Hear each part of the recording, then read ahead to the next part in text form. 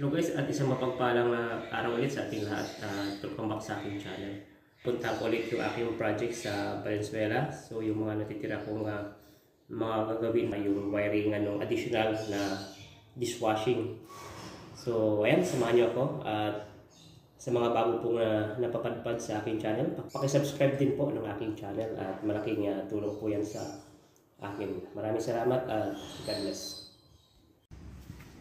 So ayan guys, ayan, dito na tayo sa site at ayan, ang laki na ng pagbabago nitong ating site at tinutuloy nila formal yung paggagawa ng kanyang mga kabinet. O yun, at si Kuyang ang kanyang alalay. Sige lang, sige lang, ipakita natin.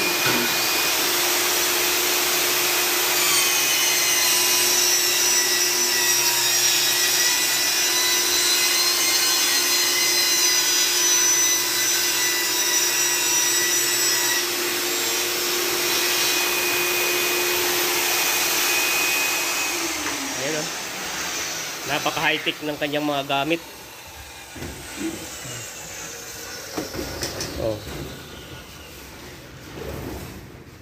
So ayan. Nakakapanigbago guys kasi yan, sumikip na yung ating area. Ayan, gray color yung kanyang ibang mga dito. Kombinasyon. So dito may additional na naman tayo. Dito ay magkakaroon ng wine cooler. So may outlet dyan na ilalagay para doon isaksak yung wine cooler, yung kanyang mga built-in cabinet. Yan. Ayos na dito sa kitchen. Ang ganda na. So yung outlet ko dyan, nasakop nito. So nandito kasi yung oven ilalagay. So baka dalawang oven yan. So yung outlet pa natin doon isa, bubutasin na lang yan. Ganda na. May outlet pa tayo doon para sa range hood. Okay. So, labas tayo. So, bali guys, meron akong ginawa nung nakaraan. Additional ito. Para sa supply nung kanyang dishwashing. So, yung dishwashing niya kasi, isasaksak yon para gumana. So, dito ko nilagay. Bali, isasabay ko dyan sa wiring ko ng aircon kasi may aircon na ikakabit dito, yung outdoor unit para sa kwarto na yan sa taas. Kaya ang naisipan ko, dito ko na lang ipadaan, kaya chinipin ko nung nakaraan yan. So nakabutas na yan papunta dun sa loob. Bali, huhugutin ko yung wire yan, ito to, huhugutin ko yan dun sa panel board, then lalagyan ng GI wire para pag ibalik na yung wire ay magiging dalawang serkito na siya, isa para sa aircon at isa para dito sa dishwashing machine. Yan, kaya siguro mamaya paghatak ay magpapatulong na lang ako. Medyo mahirap-hirap na hatakin yan kasi dalawang serkito at with grounding pa yan guys. Kaya yun, open ko muna yung panel board. Yan, yung ating panel board. So yun lang mukha ng ating panel board guys sa loob. Bali, yan, medyo masikip ng area na to kasi nga natakpan na ng halos maraming wire. So ito yung na yun, hahatakin ko. Ito. Kalasin ko muna yung mga tali para lumuwag, para makapag hatak na maayos mamaya. Ayan guys, kinalas-kalas muna natin yung mga tali, hinawi natin para mahatak natin. Try natin to.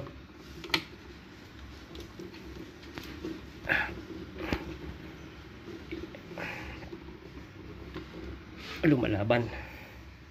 Try natin hatakin.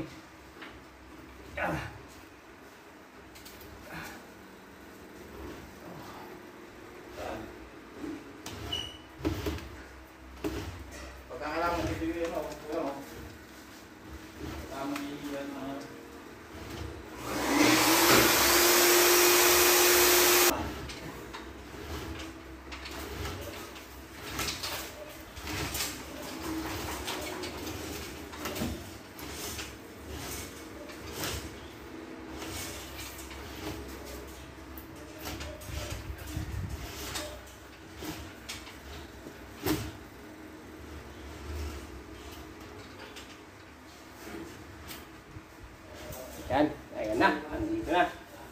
So, ayun guys, binalatan natin yung dulo, tapos nilapad natin. Kasi dito natin itatali yan para wala siyang kawala pag hinatak na. So, habang kasi hinahatak yan sa loob, ay medyo sumisikip yan, napupwersa. Kaya dapat kapit na kapit para hindi siya matanggal.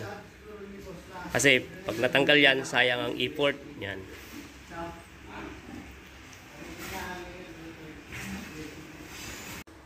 Yan, pagkatapos tali, lagyan natin ng tape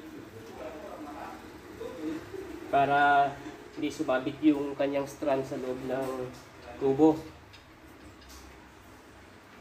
Yan, dapat matulis. Yan patulis yung kanyang forma para suwabing-suwabi pag pinasok na sa tubo. So 3/4 naman yung ating tubo. Kaya medyo okay hakatakan yan guys.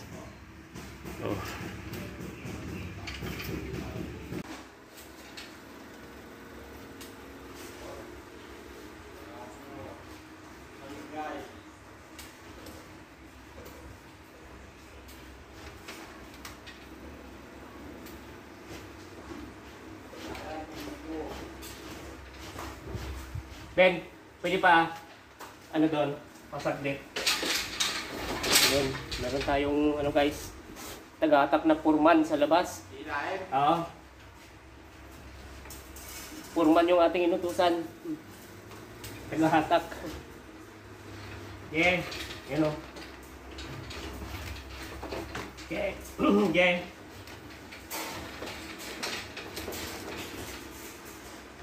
Tigas? Yeah.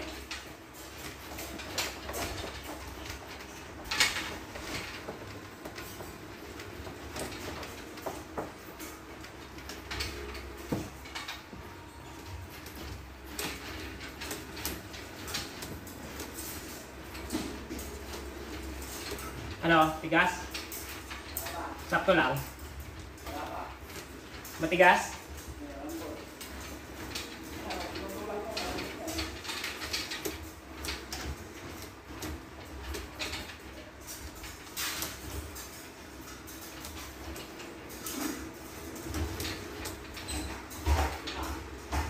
Sige pa. Hatak pa Ben.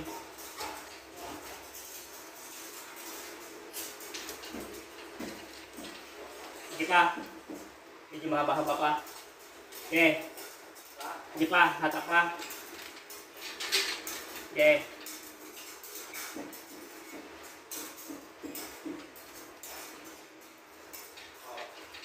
Dal lang. Meron ka. Medyo mahaba pa to. Dal lang ha. Pahinga muna, pahinga.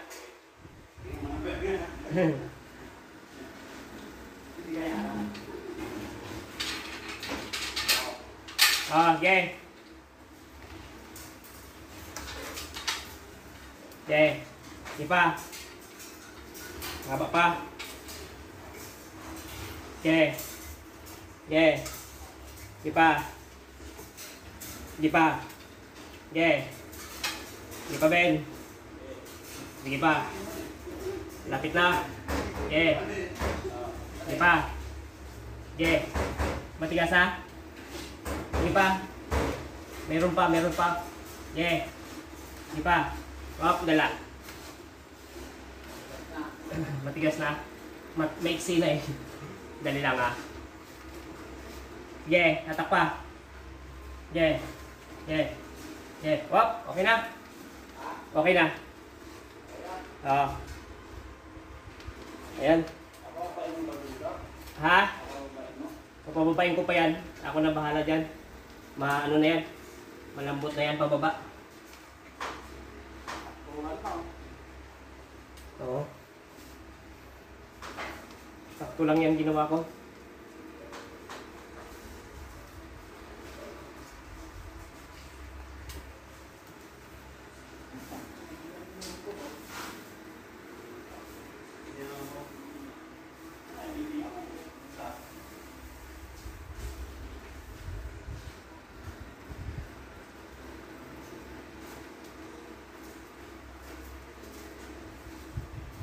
Yan. Ah.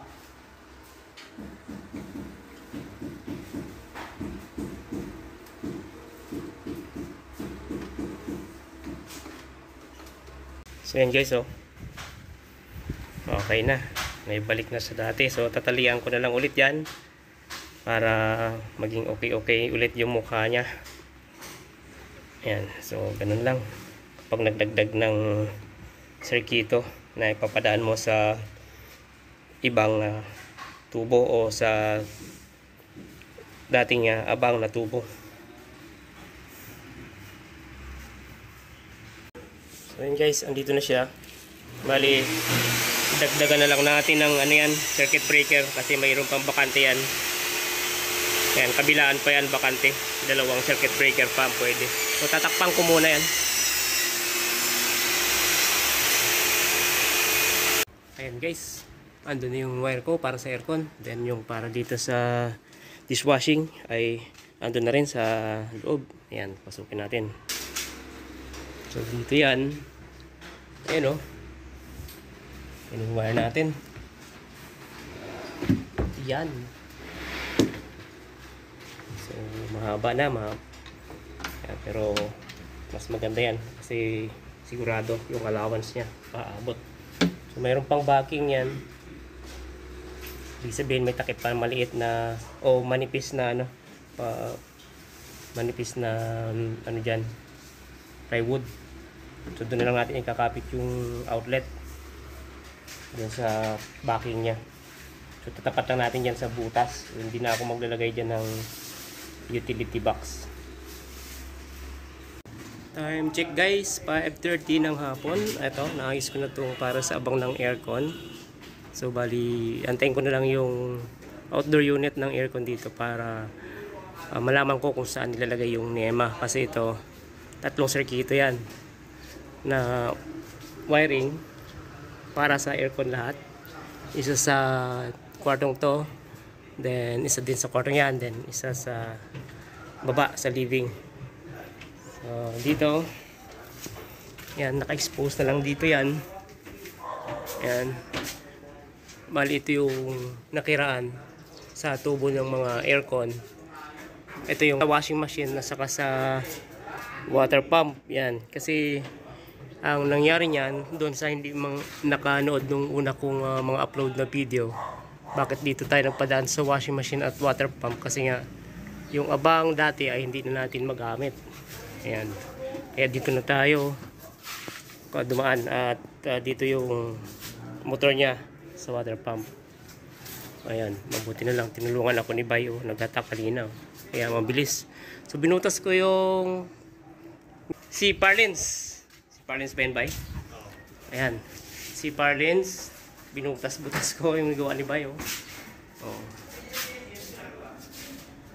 Tapos ayan, may cover na. Dito na yan guys. Dito yung pwesto ng washing machine. Bali, ano to, dalawang outlet ang pinabang ni Bossing. Ayan, okay na. Ayan, ang kulang ko, ilaw dito sa tapat nito, lababo. And then ilaw din dito sa tapat nitong ano naman, washing machine. Yun dito, mayroong isang ilaw dito, isa sa gitna at isa sa dulo. Bali, tatlo lang yan papunta doon. Isang switch papunta doon. Then eto, isang switch lang din itong sa laundry area. So yung switch nila dito ilalagay. So nakaabang na yan dito, tungkong switch. Ito, lalagyan ko lang yung tubo papunta dito. Then tutuhog ko na lang yan sa gitna, dadaan yung kanyang pipe papunta doon. Ang gagamitin ko dyan na pinaka box niya ay utility box, kasi pag junction box ay baka sisikip siya. So guys, hanggang dito lang ang aking video. Maraming salamat sa inyong suporta. God bless.